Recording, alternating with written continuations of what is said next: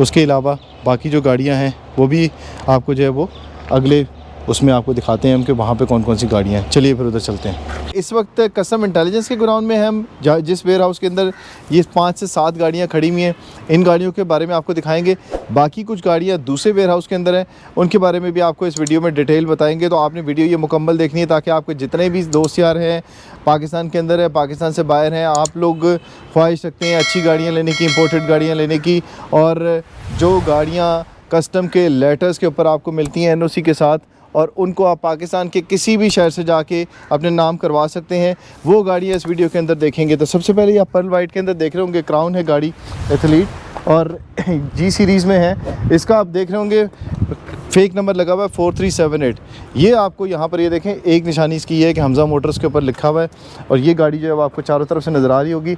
एक दो जगह से कुछ जो वो आपको डेंट नज़र आ रहे होंगे, वो इस वजह से कि इसका बम्पर जो है वो थोड़ा सा लटका हुआ है, लेकिन उसके अलावा मैं देख रहा हूँ इसकी लाइट्स और टायर जो हैं वो अपनी जेन्युइन कंडीशन के अंदर हैं।